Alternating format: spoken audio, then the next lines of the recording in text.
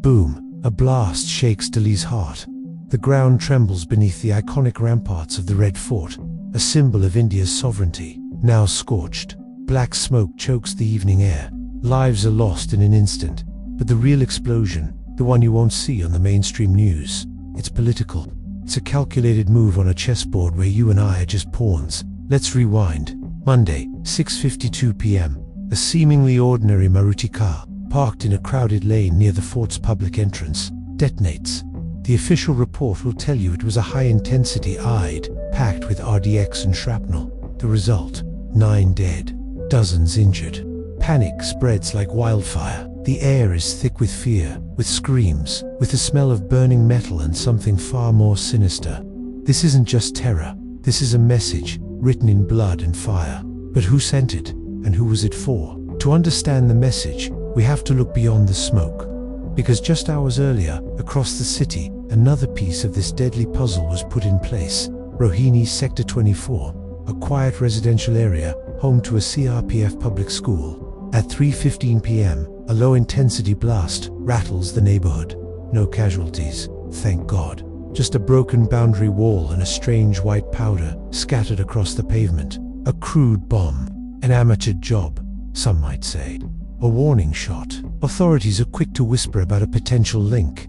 The white powder, the location near a paramilitary installation, the timing. All classic signatures. Whispers of a resurgent Khalistan terror module, trying to make its presence felt. It's a convenient narrative, isn't it? An old enemy, a clear target. It fits neatly into a box. But what if the box is a lie? What if this crude bomb in Rohini wasn't the main event, but a distraction? A carefully planted red herring to make us look one way, while the real danger came from another direction entirely. Think about it.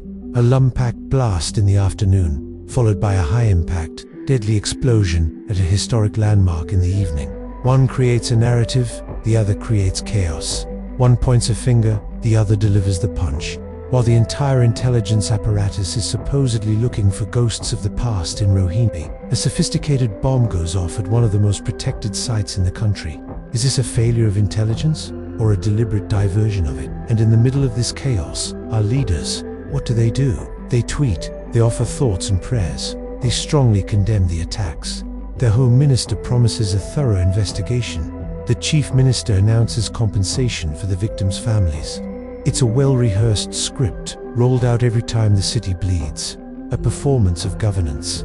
But behind the cameras, behind the carefully crafted statements, there is a chilling silence.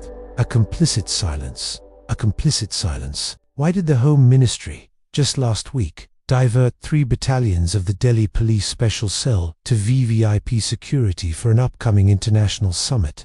Why were intelligence warnings about increased chatter from unknown groups, flagged 3 days ago, downgraded from actionable to routine? Where is the accountability for the fact that a car laden with explosives could be parked near a national monument? Why is Delhi bleeding while our leaders tweet condolences from their fortified bungalows? Where is the action? Where is the accountability? Are we to believe that in the heart of the nation's capital, with all its surveillance, its checkpoints, its thousands of police personnel, a tragedy of this magnitude is simply an unfortunate incident? Or is it a convenient tragedy? The questions pile up, but the answers are buried under political rubble. Let's connect the dots. The media won't. The blast happened just 2 days before a crucial parliamentary vote on a controversial security bill that would grant sweeping surveillance powers to government agencies.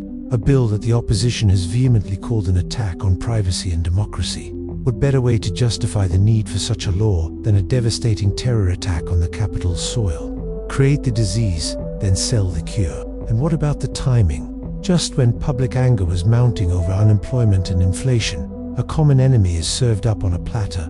The focus shifts from governance failures to national security, from prices of petrol to the threat of Pakistan. It's the oldest trick in the book. When you can't give them bread, give them a circus. Or in this case, a horror show. We are being played. We are being manipulated. The smoke from the Red Fort blast isn't just from the explosion. It's a smokescreen, a thick, opaque cloud designed to hide the truth, to obscure the failures, the incompetence, and maybe, just maybe, the complicity of those in power. They want you to be afraid.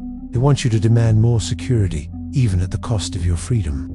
They want you to look for enemies at the border, so you don't see the enemies within the system. The victims of this blast are not just the 9 people who lost their lives. The victims are the 20 million people of Delhi who now have to live in fear. The victim is the trust we place in our government to protect us. The victim is the truth itself. This isn't just a blast. This isn't just another news cycle. This is a wake-up call, a siren screaming in the dead of night. It's a call for Delhi, a city that has been betrayed too many times. It's a call for India, a nation that deserves better than political games played with human lives. And it's a call for every single one of us, for every voice that refuses to be silenced by the noise of propaganda, for every citizen who dares to ask the question, who really benefits from this tragedy?